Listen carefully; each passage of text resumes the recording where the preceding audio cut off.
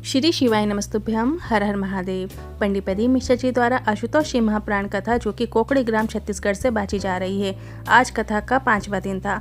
आज की कथा में गुरुजी ने जो उपाय पत्र और जानकारियां दी हैं वो हम इस वीडियो के माध्यम से आपको बताने वाले हैं। साथ ही अगर आप कहीं जा रहे हैं और आपको कहीं शिव मंदिर मिल जाए जो कि एकांत में हो तो उसके लिए गुरुजी ने एक उपाय बताया है, वो भी इस वीडियो के माध्यम से आपको बताएंगे। किसी कारणवश यदि आपने आज की कथा नहीं सुनी है तो ये वीडियो आपके लिए बहुत उपयोगी है। आज की कथा का पूरा सार इस वीडियो के माध्यम से आपको प्राप्त हो जाएगा। बढ़ते हैं आज की कथा की पहली जानकारी की ओर। कई लोग कथा में आ भी जाते हैं फिर भी कथा में मन नहीं लगा पाते, पर कई लोग ऐसे होते हैं जो कहीं दूर से कथा सुन रहे होते हैं फिर भी दिल लगा के कथा सुनते हैं, उन्हें ही शिव महापुराण कथा का सुख प्राप्त होता है। बढ़ते हैं आज की कथा की दूसरी जानकारी की ओर। एक मुट्ठी भी दान कर रहे हो तो इस बात का ध्यान रखकर करना कि इससे सिर्फ मेरा नहीं बल्कि मेरे पूरे परिवार का कल्याण होगा। जब द्रौपदी ने मात्र एक चावल के दाने को देकर दुर्वासा और उनके साथी ऋषियों का पेट भर दिया था, उसी तरह अगर आज के समय में आप एक मुट्ठी भी चावल या जो आपको ठीक लगे वो दान कर देते हैं तो वो आपकी 7 पीढ़ियों को भी तार देता है, ये निश्चित है। बढ़ते हैं आज की कथा की तीसरी जानकारी की ओर। गुरुजी ने बताया एक चावल के दाने को या एक धान के दाने को शिवलिंग पर अर्पित करने से किस किस को उसका पुण्य प्राप्त होता है, तो वो लोग इस प्रकार हैं। पहला माता पृथ्वी को, दूसरा एक इल्ली को जिसने उसे स्पर्श भी नहीं किया, तीसरा एक पक्षी को जिसने उसे छोड़ दिया, चौथा जिसने उगाया है उसे, 5वां जिसने उसे झड़ाया है, जिसने उसे मलकर साफ किया है, जिसने उसे घर में संभाल कर रखा है, जिसने उसे बाजार तक छोड़ा है और बाजार से लाकर वापस घर में रखा है और फिर शंकर भगवान के शिवलिंग तक उसे चढ़ाया गया है, इन सभी को उसका पुण्य प्राप्त होता है। बढ़ते हैं आज की कथा की चौथी जानकारी की ओर। गुरुजी से किसी ने कहा ये एक लोटा जल कहाँ से आ गया। इस पर गुरुजी ने बताया उज्जैन के ऋणमुक्तेश्वर मंदिर में लिखा है एक लोटे जल से एक पीढ़ी नहीं बल्कि 71 पीढ़ियां तर जाती हैं शिवलिंग पर मात्र एक लोटा जल चढ़ा देने से। बढ़ते हैं आज की कथा की 5वीं जानकारी की ओर। राजकुमारी ठाकुर जी पत्र लेकर आई। मेरे बेटे की शादी के 14 वर्ष हो गए थे पर संतान सुख नहीं था। सभी जगह इलाज कराया, टेस्ट ट्यूब भी कराया, फिर भी कुछ नहीं हुआ। डॉक्टर ने भी मना कर दिया था कि संतान सुख नहीं है। ऐसी कोई जगह नहीं थी जहाँ सर नहीं झुकाया। जिसने जहाँ जाने को कहा वहाँ गए। 14 वर्ष बाद आपकी शिव महापुराण की कथा टीवी में आई। तब मेरी बहन ने कथा में बताया और मैंने मेरी पुत्र वधू को बताया और सफेद आंकड़े की जड़ वाला उपाय किया। शंकर भगवान के ऊपर से 21 बार घुमाकर तुमरुका जी का नाम लेकर कमर में बांधी और मेरी बहू का गर्भ ठहर गया और उसे 2 संतान हुई हैं, एक बेटा और एक बेटी। मैं दोनों बच्चों की फोटो भी पत्र के साथ भेज रही हूँ। आभार व्यक्त करने कथा पंडाल में आई हूँ।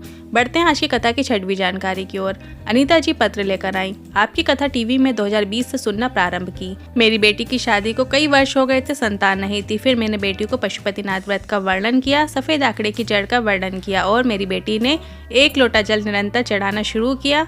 बाबा की ऐसी कृपा हुई कि मेरी बेटी का गर्भ ठहर गया है। आभार व्यक्त करने कथा पंडाल में आई हूँ।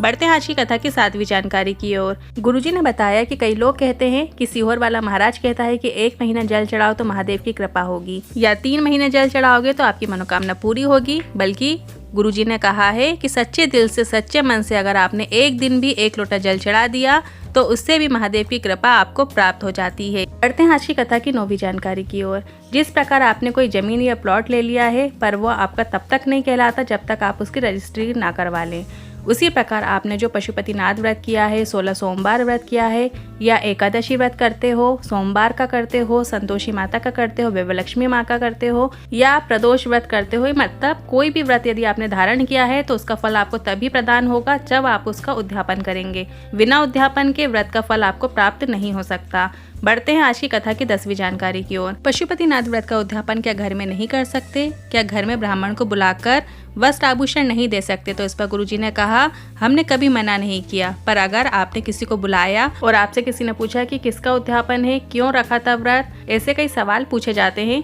बल्कि जब आप मंदिर में उद्यापन करते हैं जिसमें आपको सिर्फ 108 सामग्री चढ़ाना होती है, चावल की या बेलपत्र भी आप चढ़ा सकते हैं और नारियल और 11 रुपए रखकर पशुपतिनाथ व्रत का उद्यापन कर सकते हैं, तो इसमें आपसे कोई आपके व्रत रखने का कारण भी नहीं पूछेगा। बढ़ते हैं आज की कथा की 11वीं जानकारी की ओर। जब हम श्रीफल, धतूरा या बेल फल हम भगवान शंकर को समर्पित करते हैं तो ये कब समर्पित किया जाता है? श्रीफल, धतूरा और बेल फल शंकर भगवान पे कब कब समर्पित किया जाता है? जब हमारी कोई विशेष कामना पूर्ण हो जाती है उसको कहते हुए समर्पित करते हैं, या फिर कोई हमारी विशेष कामना होती है तो उस धतूरे को या उस बेल फल को हम अपनी कामना कहते हुए समर्पित करते हैं। अर्थात कोई विशेष दिन धतूरे को समर्पित किया जाता है। बढ़ते हैं आज की कथा की 12वीं जानकारी की ओर। जब कोई विशेष पर्व हो, विशेष कार्य हो, तब हमें धतूरा शिवलिंग पर समर्पित करना चाहिए। जैसे यदि आपके कोई मनोरथ है मन में, तो आप एक धतूरा अपने मन की इच्छा, मन की अभिलाषा बोलते हुए शिवलिंग पर अर्पित कर सकते हैं। कोई मनोरथ है आपका, तो उसके लिए आपको धतूरा अर्पित करना चाहिए। बढ़ते हैं कथा की 13वीं जानकारी की ओर। ब्राह्मण और जजमान दोनों में एक भाव होना चाहिए। ब्राह्मण भी संतोषी होना चाहिए और जजमान भी संतोषवान होना चाहिए। बढ़ते हैं कथा की 14वीं जानकारी की ओर। शशि जी पत्र लेकर आई। मेरी नौकरी नहीं थी गुरुदेव, एक संकल्प मैंने लिया था कि बाबा के मंदिर जाऊंगी, जल चढ़ाऊंगी और नंदी के कानों में कहकर आऊंगी। आपके कहे अनुसार बेलपत्र के पेड़ के नीचे दिया लगाती और शिवलिंग पर जल चढ़ाती। 2 सप्ताह ही हुए थे करते हुए और मेरी नौकरी का ऑर्डर आ गया है। उसी का आभार व्यक्त करने कथा पंडाल में आई हूँ। बढ़ते हैं आज की कथा की 15वीं जानकारी की ओर। चित्रा सेन पटेल पत्र लेकर आई। हमारी शादी के 8 वर्ष हो गए थे पर संतान सुख नहीं था, पर आपने कहा था नियम लेकर शिव जी के मंदिर जाओ, जल चढ़ाओ और पूजन करो तो लाभ होता है। मेरी बहन ने आपकी कथा वीडियो मेरे मोबाइल पर भेज दिया। फिर मुझे शिव महापुराण की कथा का पता चला और सफ़ेद आंकड़े की जड़ वाला और पीपल के पत्ते का उपाय किया और हमें संतान प्राप्ति हो गई है। उसी का आभार व्यक्त करने कथा पंडाल में आए हैं। बढ़ते हैं आज की कथा की 16वीं जानकारी की ओर। सुनीता सोनी जी पत्र लेकर आई। मेरे पति का एक्सीडेंट अप्रैल 2022 में हो गया था। रोड पर अकेले पड़े हुए थे। फिर किसी ने एम्बुलेंस में रायपुर भेज दिया। सांसें कम होते जा रही थी, ऑक्सीजन भी नहीं ले पा रहे थे। फिर किसी ने कहा शंकर के मंदिर में जाकर 1 लोटा जल चढ़ाओ, तो मैंने शंकर के मंदिर में जाकर 1 लोटा जल चढ़ाई। वहां से जल प्राप्त करके अपने पति को पिलाया और वो उस दिन से ठीक होने लगे। उसी का आभार व्यक्त करने आज कथा पंडाल में आई हूँ। बढ़ते हैं आज की कथा की 17वीं जानकारी की ओर। टोना टोटका और उपाय में अंतर होता है। गुरुजी ने कहा टोना और टोटका वो होता है जो दूसरे को बर्बाद करने के लिए किया जाता है, बल्कि उपाय वो होता है। गुरुजी ने कहा उपाय एक पूजन है जो हमारे महादेव तक हमारी बात को पहुंचाने के लिए की जाती है। बढ़ते हैं आज की कथा की 18वीं जानकारी की ओर। गुरुजी ने कहा एक पत्र आया था जो मिल नहीं रहा है, उसे आपको ऐसे ही बता देते हैं। मेरी सास का लीवर किडनी 95% काम करना बंद कर दिया था और डॉक्टर ने भी जवाब दे दिया था। फिर हमने शंकर भगवान के शिवलिंग पर 1 लोटे जल का नियम बना लिया, साथ ही 1 बेलपत्र शिवलिंग पर चढ़ाती और उठाकर लेकर आती। इसके बाद उनका लीवर किडनी भी काम करने लगे। बढ़ते हैं आज की कथा की 19वीं जानकारी की ओर। जो शिवालय वीराने में होता है, गुरुजी ने बताया जो शिवालय एकांत में होता है, कोई ओटले में शिवलिंग दिख जाए, आप कहीं जा रहे हो, निकल रहे हो, आपके पास अच्छा पानी हो, झूठा पानी ना हो, इस बात का भी ध्यान रखिए। उस अच्छे पानी से बाबा महादेव का अभिषेक कीजिए, उस ओटले को थोड़ा सा साफ कर दीजिए। उसे जो सुख मिलेगा और जो पुण्य मिलेगा वो आपको जीवन में कहीं और नहीं मिलने वाला। गुरुजी ने आज की कथा में बताया था कि जब माता पार्वती ने महादेव को दक्षिणा में दे दिया था, तब उन्हें वापस प्राप्त करने के लिए उन्होंने एकांत में जाकर, जहाँ शंकर भगवान का ओटला था, शिव मंदिर था, वहाँ पर कोई भी नहीं जाता था, वहाँ पर पूरे में धूल थी, उस शिव मंदिर की सफाई करके वो जो पुण्य मिला है उस पुण्य को वापस सनकादि ऋषि को देकर अपने महादेव को प्राप्त किया। बढ़ते हैं आज की कथा की 20वीं जानकारी की ओर।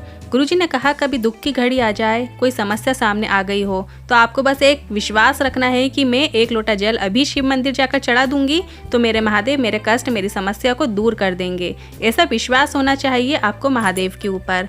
बढ़ते हैं आज की कथा की 21वीं जानकारी की ओर। गुरुजी ने कहा हमने कभी नहीं कहा कि आप सीहोर आओ, बल्कि ये बोलते हैं कि आप अपने ही घर के नज़दीक के शिवालय में जाओ और वहाँ पर भोलेनाथ की पूजन अर्चना करो। जब भोलेनाथ चाहेंगे तो आप सीहोर भी आ जाएंगे, कुबरेश्वर धाम भी आ जाएंगे।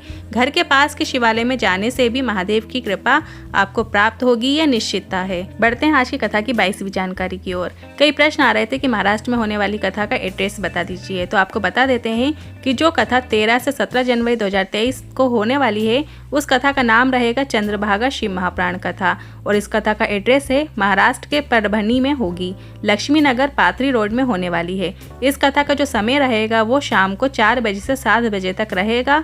आप घर में, टीवी पर, मोबाइल पे आस्था चैनल पर इस कथा का लाभ ले सकते हैं। साथ ही एक उपाय है, कल है 7 जनवरी, दिन है शनिवार का।